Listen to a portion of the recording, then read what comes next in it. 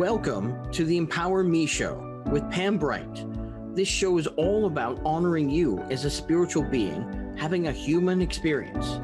You are here for a reason, and it's no mistake that you are here on Earth right now. Spirit has guided you to this very moment in time, so you could hear the messages Pam is about to share with you. She is a multi-dimensional healer, light language channel, transformation coach, wife and mother, committed to helping you discover the tools and practices to empower you to live the best life you can. You get to choose the spirit path you take. You can connect to the spiritual guidance already all around you. Get ready to live a fully empowered life. This is the Empower Me Show. Welcome back to another dynamic show today. I am here with my new dear friend, Temple Hayes. She is my special guest today, and I am Pam Bright, your host for this program, the Empower Me Show. Every week, we have the opportunity to really honor who we are as human beings having a spiritual experience and spiritual beings having this human experience. When we can honor both, I believe that is the full use of power in our world. It's not disconnecting from all that we are human, and it's not disconnecting from all that we are spiritually. Okay? It's bringing it all together as one cohesive unit, using all of the support that's available to us, as well as honoring who we are having this human journey together. So welcome to the show. I'm so glad you're here. Thank you, Temple, for being here. I'm so glad that you and I are getting to know each other today and that we are here on this journey together on this planet Earth. So before we get started, we are going to actually ground ourselves into this moment. The way that I do that is we use our breath, because our breath is our sacred connection to the divine and to each other and to our bodies. So we're going to really hone in on this vessel, this temple, if you will. Yes, we have someone that is named Temple who reminds us that this is our sacred temple as human beings. And so we are going to honor this sacred temple within us, using our breath and connecting in with all of the elements that exist in nature, as well as the above and beyond. Okay. So if you can close your eyes, that's great. If you need to stay focused, go ahead and do that. But know that as you listen to my voice and you're consciously doing whatever you need to, you can still get this transmission and this honoring of the self in this moment. So I'm just using my breath and feeling that breath within me. And I invite you to do the same, bringing it all the way. Imagine that your breath can come from the bottoms of your feet and even beyond down into the earth. Imagine that the earth is actually breathing herself and she's breathing you. So imagine her core with this fiery, wonderful resonance within her. And she's got these beautiful core crystals that live in the center of her. And so the fire within her is not something that's going to burn you. You can actually be with it, and it's comfortable. So imagine that you're in the center of Earth Mother, Gaia, and you're experiencing these beautiful crystals that are within her, and you're able to actually wrap yourself around them. So as you wrap yourself around them, you feel their energy as well. And you might feel her core, her fiery essence, as well as her sustenance of roots and dirt and critters, maybe. Whatever it is you experience is perfect. And know that it's a living, breathing being called Gaia. And as you experience this wonderful energy of her, she is actually feeding you full of information and guidance and hope, energy of life, love and wisdom. And as you connect to her, you invite her to come up with you, up through her body, and then up into the physical body that you live within. And as you're sitting in your seat, wherever you are, if you're laying down, you're feeling your body on whatever surface you're in. And you're feeling her energy all the way through you, from the bottoms of your feet all the way up your legs, in your core, your tummy, in your organs, in your heart center. All the chakras are aligning because that's your intention for today. And you're feeling her energy come all the way up through your body and up into the ethers.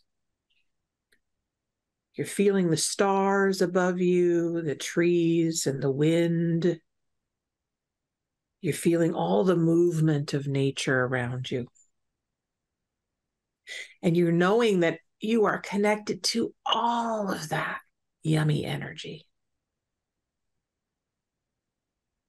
And as you breathe, you expand into that beautiful, beautiful oneness that you are.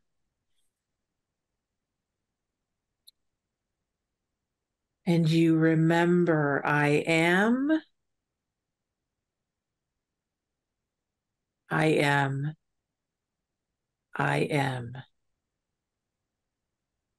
I am one with everything around me. I am one with all of the support that I am.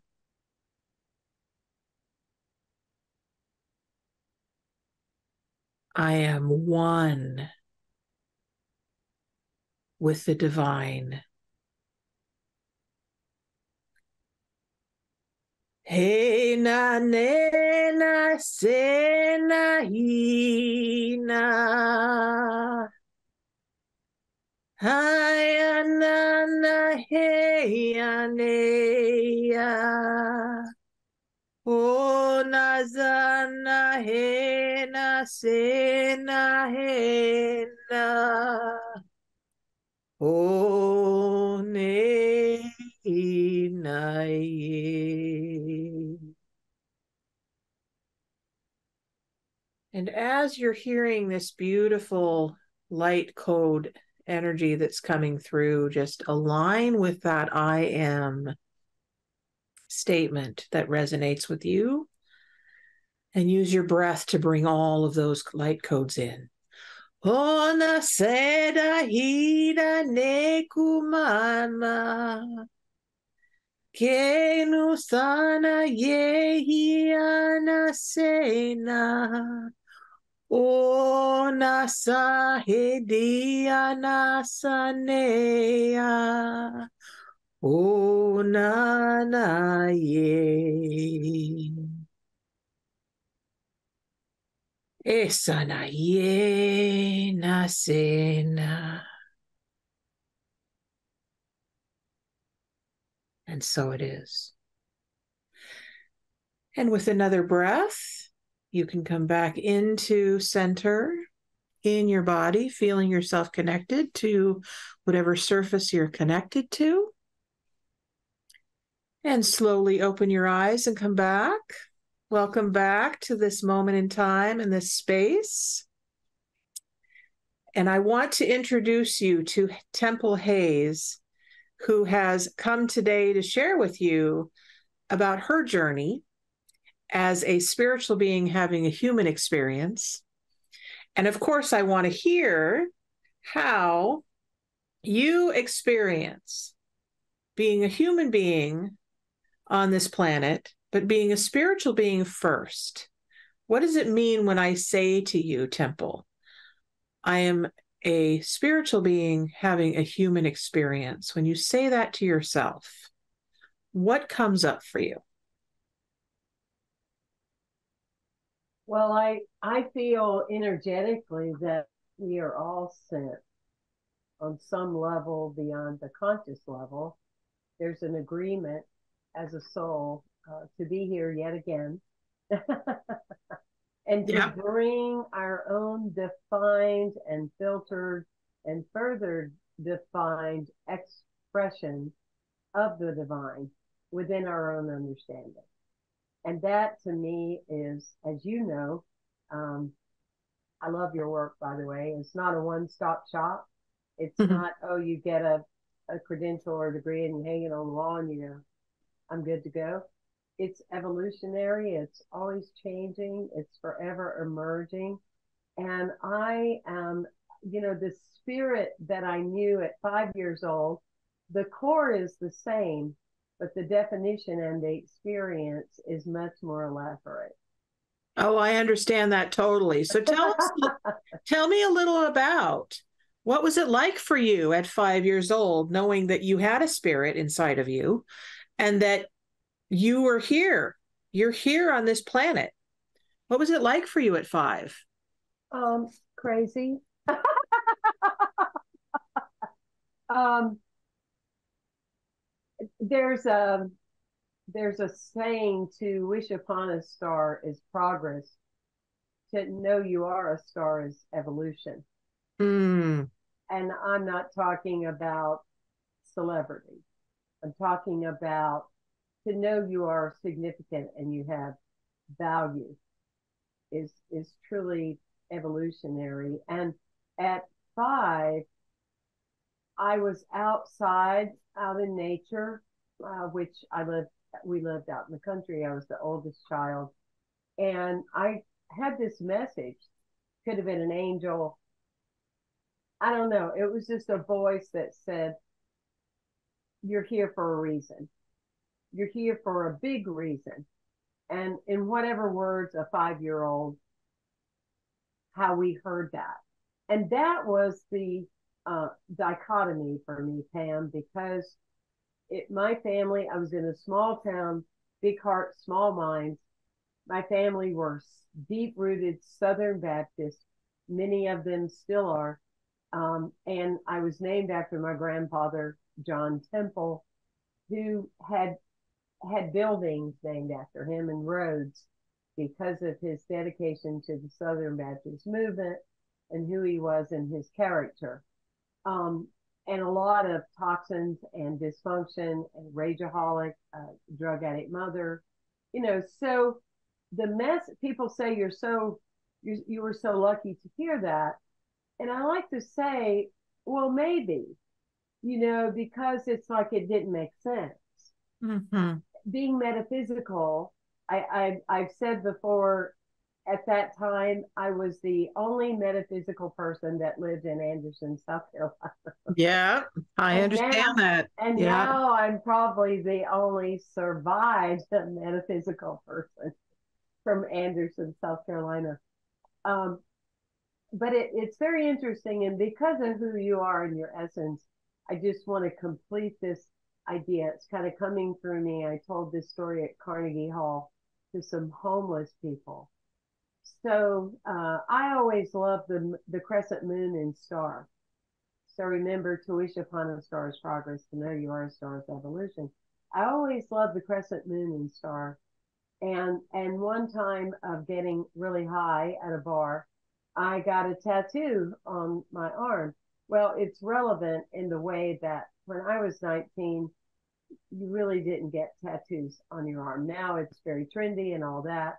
Back then, it wasn't. And so I get this on my arm, and I had already been told by many a family member that I was going to go to hell, and I was just representing Satan and all this Mm. stuff with my beliefs. So my aunt saw the tattoo on my arm and said, we are going to take you and you're going to have that little outpatient surgery and you're going to get that thing taken off. Mm. Well, I still have it. Okay. However, when I was 40 something years old, I spoke at an AA meeting, and as a gift, the guy went to the constellation online, what the stars were on the day you were born. Nice.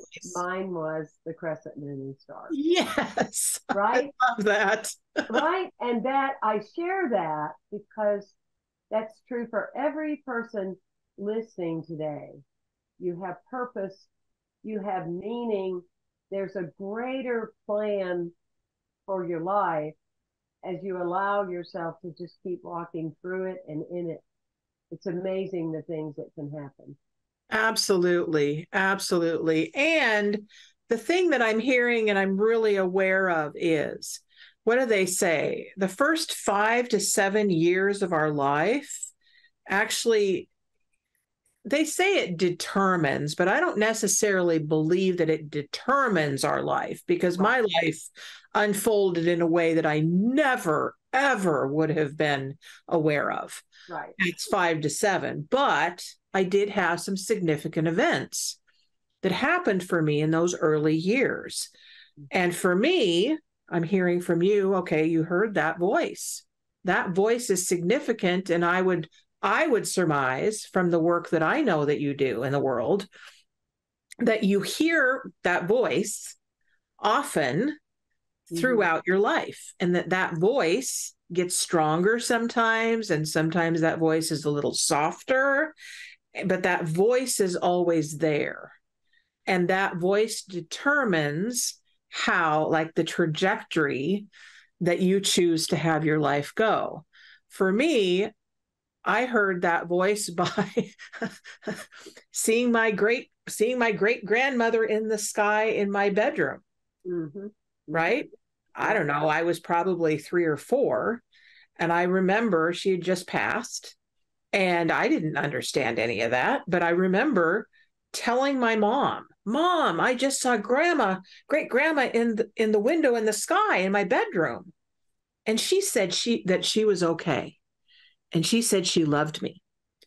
And of course, because this is where mom came from, and where her mom came from, oh, honey, that's not real. Right. You must have dreamt that. Yep. Well, as we know, as many of us know, our dreams often tell us the truth about things, because our conscious minds need to step aside in order for the truth to come through. Okay. For me, that was a really significant event that happened for me. I heard that, I saw that, and I made a decision at that point. Well, mom's not ever going to believe anything I say or that my experience is. And that really kind of set the stage for a lot of my life, right? Yeah. And that doesn't mean it necessarily was the truth, quote unquote. And what's true for me, what I'm noticing in my life, is that when I can allow other people to have their truth be their truth, and I allow myself to have my truth be my truth, that we all can have our own experiences, and life is what we make it. Right? Yeah. So for me, that was a really significant event. And then I had several different events in my life that really kind of set the stage for what I was getting to do in my life. And I didn't know it at the time, but it all it's like God was throughout all of it for me. The Creator set everything up. Said, okay, we're going to make sure that you go through this, but then I'm going to make sure that you also get to be taken out of that, so that I can show you that, oh, there's a grace, there's a love, there's a protection, if you will, a survival mechanism that you have within you that you can then respect and honor and receive support with. So for you, at that 5-year-old level, how would you say that kind of set the stage for you in where your life was going from there? I would say that, that deeper connection, it's like I wrote when I was like 11, your life is a gift from someone special, treat it as such. And I was able to hold on to that in the midst of, my mother was removed from our home when I was 10 years old. My brother and I were shipped away. They did those barbaric, back in the day, that the barbaric shock treatments. They fried my mother's brain. I'm not going to make that softer than it is. That's what it was. It erased her memory. She went on to be a drug addict for probably 40, 45 more years. And then when my relatableness tended to be more towards women than men, just because of the environment, and I felt more comfortable around women. So my first true love was four and a half years older than and I was 13. And so here we go. I'm thrown in the car to go to the mental health clinic too. So I thought, here we go. I'm going to get this. They're going to do this to me. And that's when I was unwilling to tell the truth, because I didn't want to die, and I didn't want to have myself destroyed. And so in that abandonment, I remember like the first Thanksgiving of walking into the Hayes gathering and how people no longer looked at me, and how they were shamed, very much in shame. And, that was, looking good was very important for a Southern family and all that. So anyway, I went on to actively drink for 15 years. It's amazing that if you didn't believe there's a divine plan, the fact that I'm alive and went to jail twice, and you'll appreciate this, Pam, with your last name being Bright. Well, back in the day, in the early 80s, when officers would see you drinking in a small town, they would just pull you over and say, do better. You didn't go to prison and stuff like you do now. I'm not making a judgment call on that. I'm just saying that's the way it was then. And so I was leaving a bar. I was high as a kite. And the police officer, all he wanted to do was tell me that my lights weren't on. That's all he was going to do. And because I became argumentative and, took him to task, of course, I wound up in jail. But metaphysically, he was right. Anytime I was going against the grain of my life, my lights weren't on. My light wasn't shining. And that's a truth for, each and every one of us. It's interesting how you and I have that common thread, that the truth we spoke as children, people would not believe us. And so we questioned then, did I really see or experience what I thought I did as a child? Exactly. And people don't really want to hear the truth. So not to blame, but just to be aware that you shade the truth then, because you know that, well, you're not really wanting to know. Many a time I told my grandmother what was going on in my home as a little girl, but she basically told me what I saw wasn't possible. So that's the part that we question ourselves. What I applaud about you, and if I may, what I applaud about me, is I'm no longer interested in toning my truth down so somebody else can be comfortable. Yes. I'm responsible for what I share, what I feel, my own interpretation. It doesn't mean that I'm needing to always be right, but I need to be right by me. Yes. Well, and you and I share the 12-step program. And that really, really set me up for looking at myself and what was going on with me. And if other people choose to not use drugs and alcohol, but not use that program, good luck. That's all I can say about that. It was a lifesaver for me. Like I was dying from alcoholism Mm-hmm. and I didn't know it. And nobody could tell me differently. Like they would tell me, right, that there was something off and I probably shouldn't have ought to done that, but I wasn't ready yet. And I was doing everything possible during that time from age 12 to age whatever it was that I ended. I don't even remember. It was 1990. So it was a long time. Born in 62. Now I'm 62 years old now. So however long, you figure out the math, but there was a lot of years when I was doing everything to get invisible. That was my goal. Just disappear, don't talk to me, don't see me, don't ask me to do anything responsible, because all I wanted was to just inebriate myself, put alcohol and drugs as much as possible that would get me high. That was my goal. And at the same time, underneath all that, something was going on that I couldn't articulate, but there was something in me that knew that there was a different way. Something in me that wanted the experience of having that connection to that spirit that I didn't understand, that I didn't comprehend, but other religions were saying, look, you can have a relationship with God. I was like, what are you talking about? How do I do that? Right? So every single time I turned around, I was trying to find it, but I didn't know how. And so then I would just cover it up.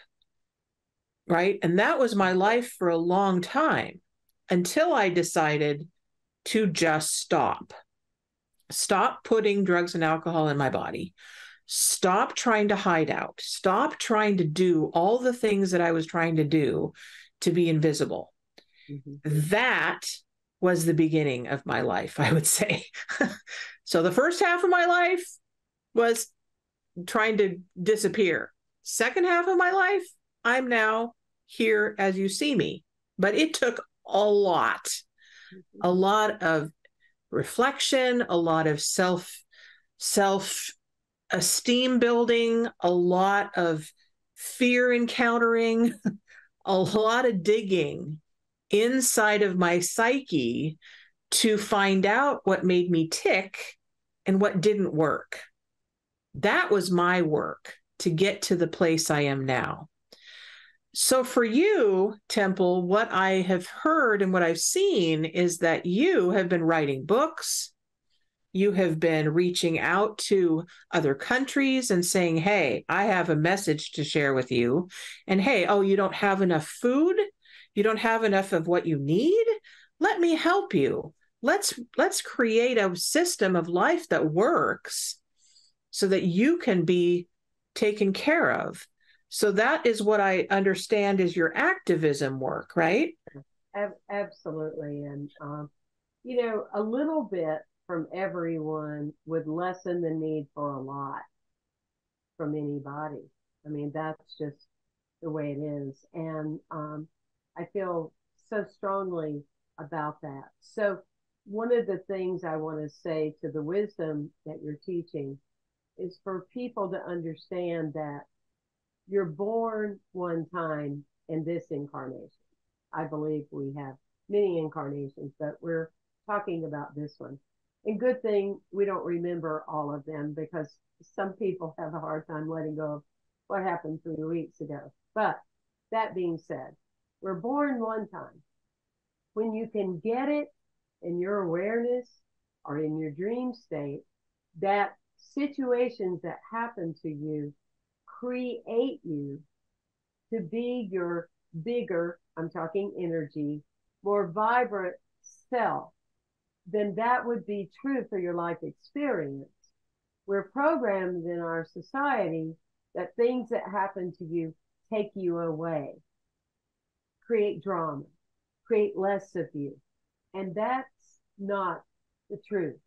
The truth is, the more you go through, the more energy you will have if you're willing to do the work and you're willing to get on the other side of it. And you say, thank you for creating me once again. People say to me often, students, people as a mentor or friends or whatever, one day when I don't have any problems, then I want to go on Pam Bright's show. Or, one day when I don't have any problems, I'm going to call Dia Chandra Hunter, our publicist, and have her recommend me. It's like, what do you think you're going to represent? It's like we have so many self-help teachers out there. But the real self-help teacher that integrates the resurrection within something, creates a space for someone else to be healed, are individuals that do the work and continue to do the work because you're on the other side of those experiences. So when I look at my life of being judged as gay, being abandoned as a drinker, being betrayed because the God I believed in that loved me was not the God that told them that I couldn't be loved.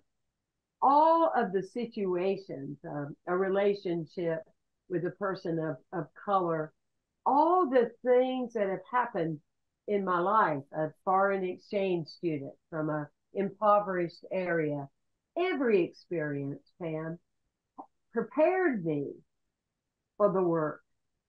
Absolutely. For the work that continues to unfold. And that's true for every person listening. If you would write down all the things you have gone through, all the things you have survived, all the things you have dealt with, you don't need to go to a workshop and pay $10,000 for your purpose. You just said what your freaking purpose is. Yeah, absolutely. That's how it unfolds. So in that space, what happened, I was at Omega Institute in 2007. A friend invited me, and this happens. A friend invited me, and then she didn't show up. Right? But my wife and I went, and Jane Fonda was there, Eve Ensler, Vagina Monologues, Kerry Washington, a lot of people that are dedicated to changing, the course of life for others. There was a woman from Afghanistan that her life, they had attempted to kill her several times in her tribe. She wasn't even 30 years old because of what she stood for. There were 6 Nobel Peace Laureates there. And in that space, I realized the rest of my life would be spent teaching about life, because that's where, as a culture, we have become desensitized. Mm. We become desensitized. As a child, I was taught about, my parents might have missed out on a lot of things, but I was taught about the value of nature, the honoring of not killing something if you're not going to do something with it. The sacredness, as you have said, is lost in our society because of greed, commercialization. We have billions of lives of just animals and fish and shellfish that are taken every year, and they never make it to a table. We can be aware of a tribe somewhere, and they're actually starving to death. We want to talk about, we have problems. I know everything's relevant. We have problems because, our toilet is broken. What about the mother in Tanzania that had to decide which child she's going to feed? So if we in our culture could understand how we could be role models, and $100 is like $1,000 or $1,500 to some of these places. And anyway, I got off on a tangent. I trust that's okay with you. Of course. You lit that thing for me. It's like there's that quote Howard Thurman says, stop thinking about what the world needs and think about what makes you come alive. Yes, the world absolutely. needs more people that are alive, and that's you. That's what you're about. That's what you're doing. That's what I'm playing a a small part in, the speck of the universe, is to, and the tribe that I've been working with of little girls going to school, and now they have goats and chickens. And, he wept and he said, I hope you understand these people were losing their will to live because they kept praying, and they were at the point they didn't believe anything or anyone was listening. Mm, mm. Yeah. Yeah. So we're going to talk more about that. We are going to take a little break to give people a little chance to debrief, go get some water, go to the bathroom, you guys, get a little food if you need to. We'll be right back. We're going to talk more about this because it's really juicy. And I believe this is why we're here. So we'll be right back.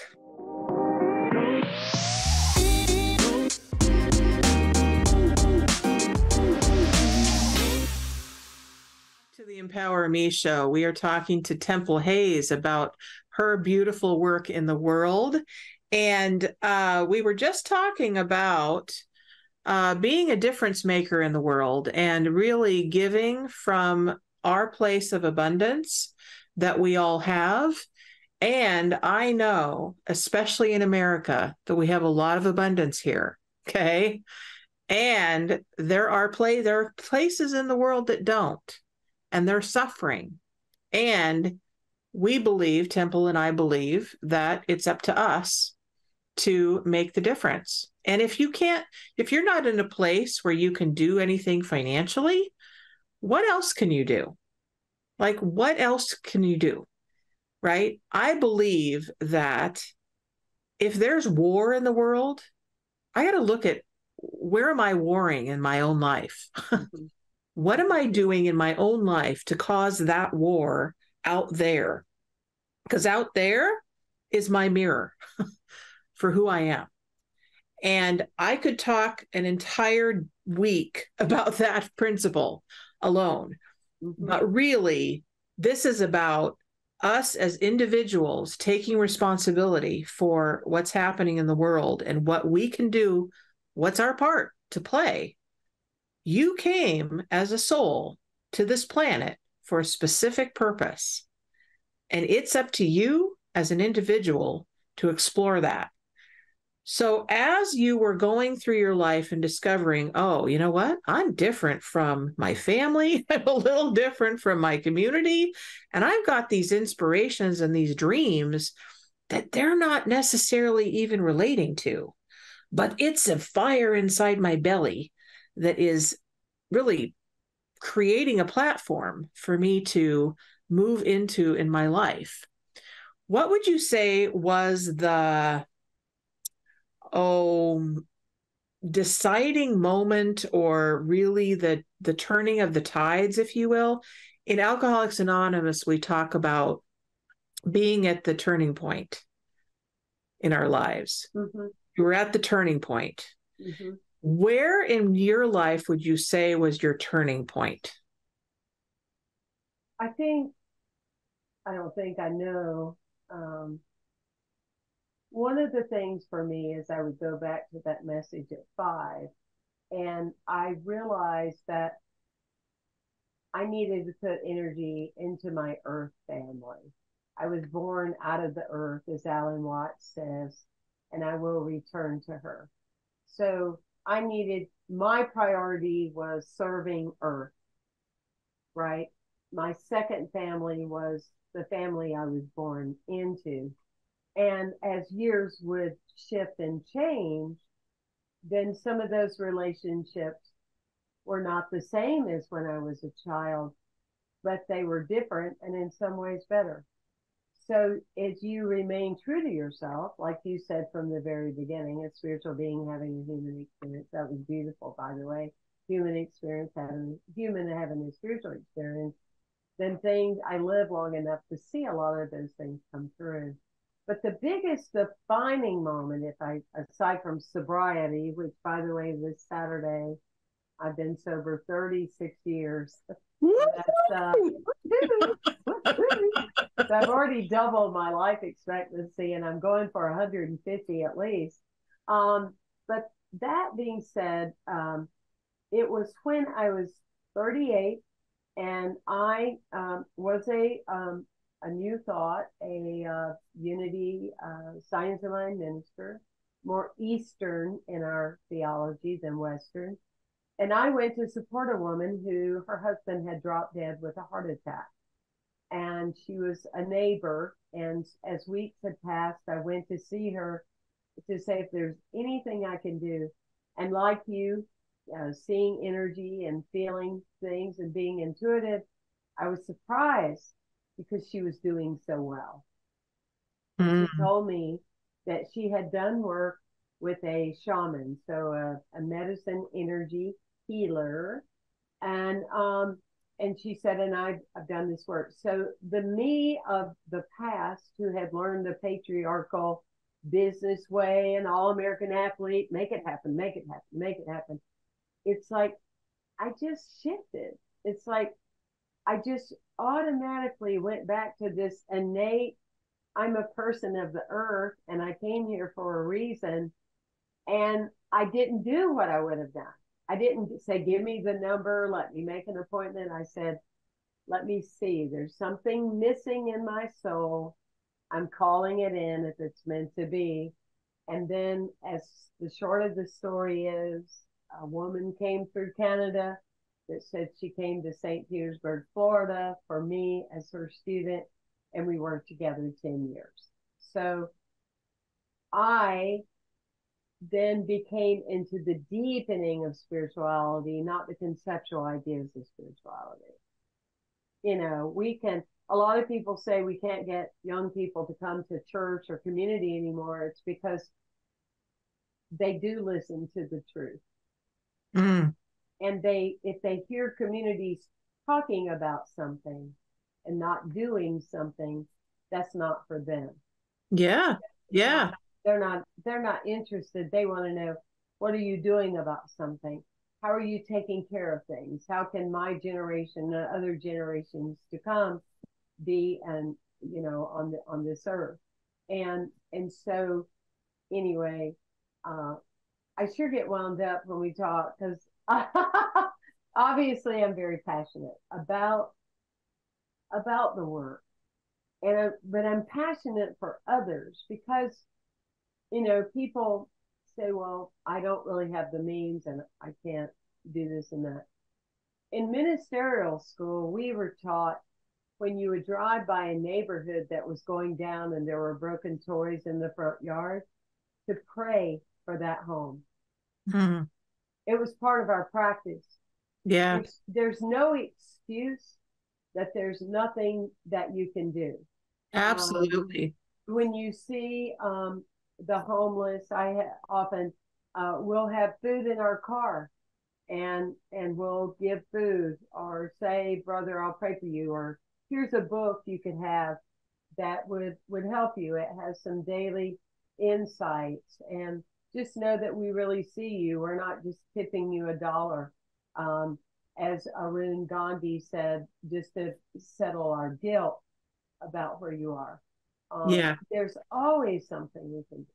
Absolutely. Absolutely. So in the last few minutes, we'd like to give people the opportunity to get in contact with you. So if you're interested, folks, in wanting to give to these causes that Temple is connected to, like Kenya, it's called the Global Peace Workers. The easiest way to access it is from my website, my name, ES, so Temple Hayes with an E, HAYES.com. And all the information is on there. We do a lot for animals. We do a lot for elders. We have a wide range of opportunities if you have a particular kind of passion. Some people only want us to focus stateside.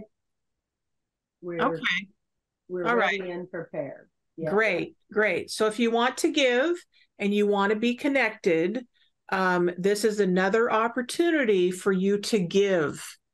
Many of us who are on the planet now have been doing this kind of work for a very, very long time. And it's time. I'll just say that. It's time for us to give back. That's what my life is dedicated to now. It's been dedicated to that really since 2020. When 2020 happened and COVID hit the planet, none of us knew what was going to happen next. The whole world went into a pause. We call it the Great Pause, right? And for me, it was a really big wake-up call to, okay, now it's my turn. Now it's time. It's been time for a while, but now it's really time for me to get on board and start doing the work I'm here to do. Okay. So if you are that person that's hearing this message, that knows that they need to take action, go to templehays.com and see what you can do. And she's got a link on there that says activism, and look and see what you can do to get connected. Also, she's got best-selling books that are available on Amazon, Barnes and Noble. Where else do you have? And right on the website. Mm-hmm. Okay, great. Awesome. So you can pick up books, CDs, see her videos. Are you also on YouTube? I have a YouTube channel. I do social media. And, great. Awesome. Beautiful. Beautiful.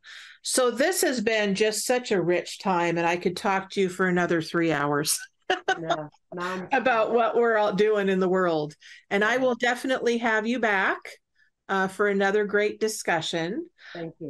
What I'd like to do in the last few minutes is, what is the most important message that you want to get across to other people that are listening? And what do you feel is the best course of action to take in the world right now? What comes through me is people are fascinated with near-death experiences. My call to you is be fascinated with near-life experiences. Mm-hmm.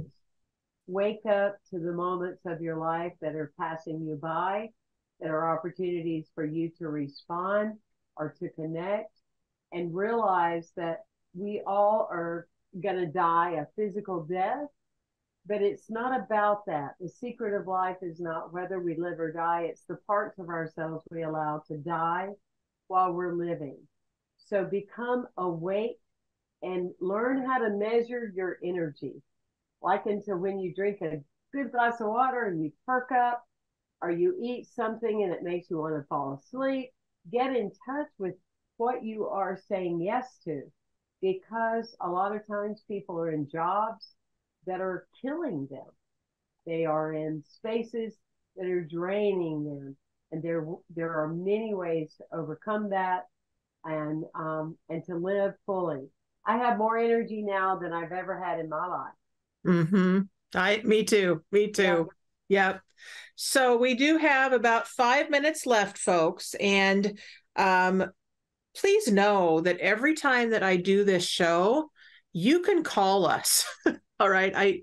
We were totally in the moment, so I did not get a chance to say that to you, but you can always call us on this show, and I always give you the phone number. You can also write to me personally if you want to at theempowermeshow@gmail.com and say, hey, I have this question, or hey, I'd like to be a guest on your show, or hey, I know someone that would really benefit from what we say here, or you just are wanting to connect. That's the way to do it. Okay. And then please come back every week, because we always have someone brand new.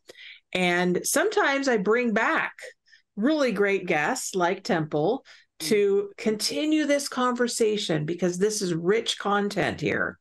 And it's important for us to collaborate together. This is our time. This is our time. There's a reason that you're here. There's a reason that you are alive. You didn't just get dropped here. There was a purpose for that. You chose it before you even came in this physical body. I believe that 100%. So why did you choose to come? Ponder that until the next time that we meet. And Temple, I am so thrilled that you have joined me today. I'm so thrilled. Do you have, do you have a new book that you're writing right now? I am doing an upgrade on the book that I believe is some of my best work. Oh, Spirit through me, or however we say that.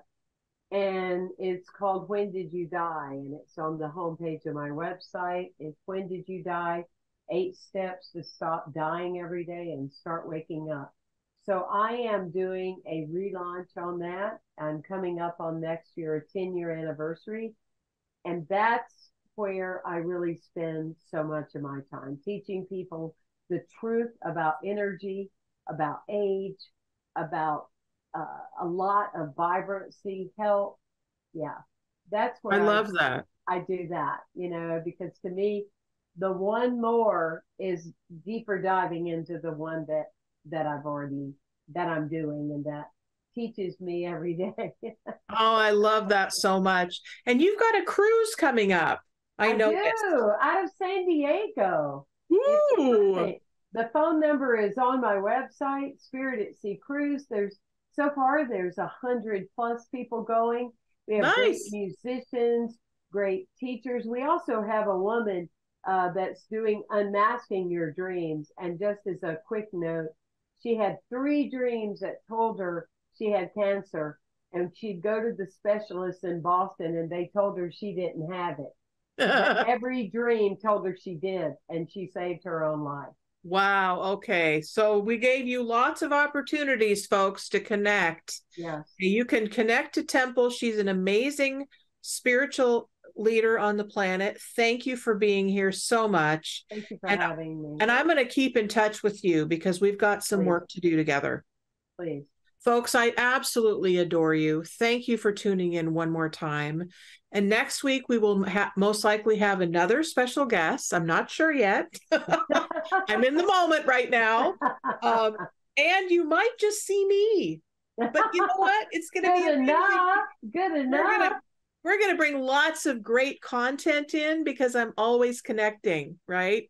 And so we are always in the moment, in every single breath that we exist in. So have a beautiful day. Know that your life is up to you, and we will see you again next week. Many blessings. Bye-bye. Thank you for listening to the Empower Me Show with Pam Bright on Transformation Talk Radio. Tune in to learn more about living a fully empowered life. Remember that your life is up to you, and you can choose the spiritual path you are on. There is spiritual energy and wisdom in everything and everyone around you. Listen carefully for what the universe is trying to tell you in every moment. You are already being guided along your journey. Call upon your spirit guides anytime you need help with anything. Know that you are safe in every moment, even if it seems that you are not. For more information about Pam Bright, visit brightbutterflyenterprises.com or email theempowermeshow@gmail.com. Thank you very much for listening. We hope to see you next week.